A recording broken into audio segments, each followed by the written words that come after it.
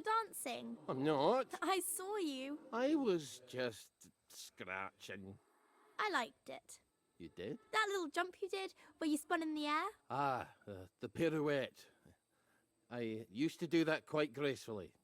I was a song and dance man. Back in the day. And then you had to join the army. Nay, and then I had to eat. You've never seen me skinny. I'm not nearly as pretty when I'm skinny. Could you teach me to do a pirouette? All right. Well, you twist your legs like this.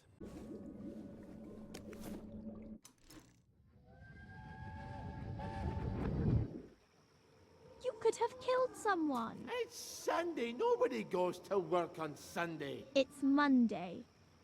Ah. They're going to know it was you. You told everyone in the Duke's Arms you were going to do it. What were you thinking? What do you think, lass? I was thinking I won't have to see Uncle Jack's stupid face everywhere. I'll just put up another antenna. You're right. Oh, you're always right. I think you better get out of town. And where do you expect me to live then? In the Garden District? They don't have televisions there, do they? I think I'm ready.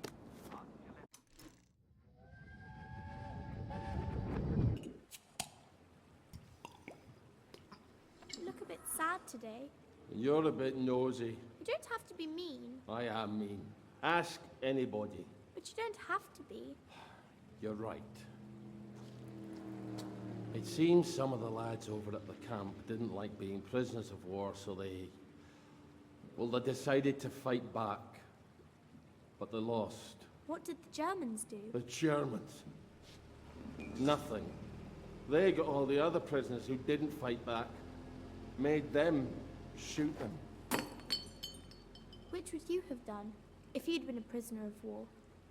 Fight back or... Aye. That's a question. Why aren't you a prisoner of war? And that's the other one.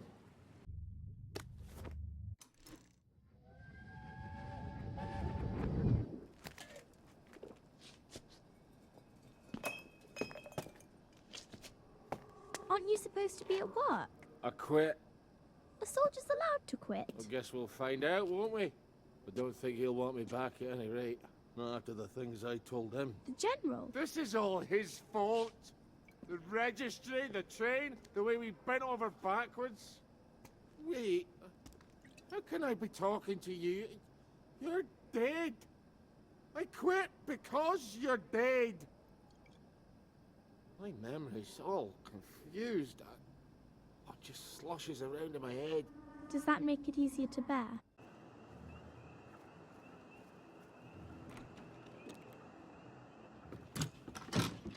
The tanks were fake! The German tanks in the camp. Paper mache! Don't take that tone with me, Sergeant. I'll call the lads. They must have sent the real ones home after they took the town. Yes, I don't need a bloody ghost of Christmas past. Before the train. Tell him. In 1946. Before they took the children. I know when they took the children, Ollie. We could have risen up. We could have saved them. I could have saved my daughter. Really? Would the good townsfolk of Wellington Wells have followed me into the machine guns?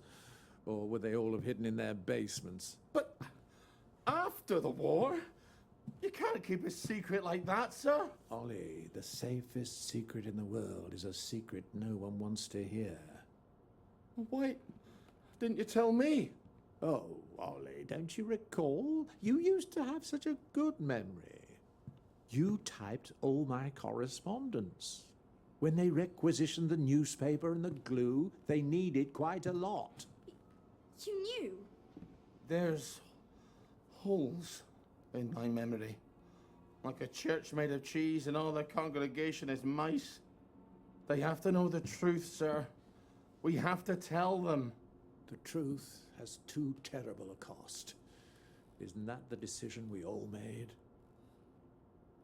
Anyway, I'm out here in the Victory Memorial Camp. You don't think I'm the one who decides these things, do you? Who's minding the bloody store, then? The Executive Committee in City Hall. Why don't you drop by for a chat? I'm sure they'd happily listen to the ravings of a mad Scotsman from the Garden District. They'd listen to you, sir. They'd tear me apart like starved jackals. and then they'd pop a joy. I think you should visit Sally Boyle. I don't want to forget. Really? Because we had this exact conversation a year ago. Oh, Margaret. I'm sorry. Margaret. Margaret! Well, an apology makes it all better, doesn't it? I'll ask Miss Bing. You will not. She'll help me. I'm calling the lads. You better get out of here. How? The cook, obviously. Right.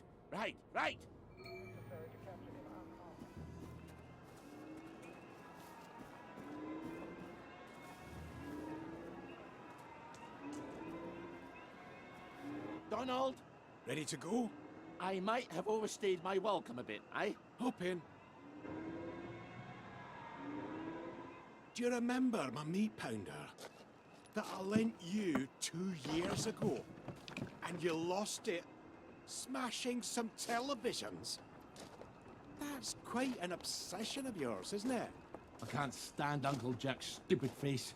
Damn collaborator, traitor. Now, you bought half a bottle of whiskey in recompense, but whiskey's, let's say, 2 bob. 5. Quiet. You want them to hear you. 2 plus half of 2 makes only 3. Seems to me you owe me at least 3.5 bottles of whiskey to even up accounts. Open up. I'm off to feed the lads on the bridge. You're not hiding Ollie Starkey in that cart, are ya? I didn't think it fit. Not unless I cut him apart at the joints and boiled him a bit. Just move along, if you don't mind.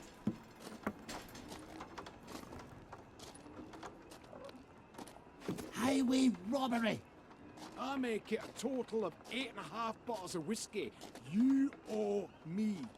Fine, I'll get them for you next week. I'm so glad we had this wee chat. Crap, all off. Cart's broken down. They don't engineer like they do up in Scotland. I'm gonna have to go back for parts. Do not steal the bridge boys' dinner, or I shall be cross with you. I'd never do that to you. I'd do it to the bridge boys, but not to you. Don't make me regret helping you, Ollie. Not again. And come back next week with my 8.5 bottles. Don't even think about taking anything, Ollie. You've got few enough friends as it is. Oh,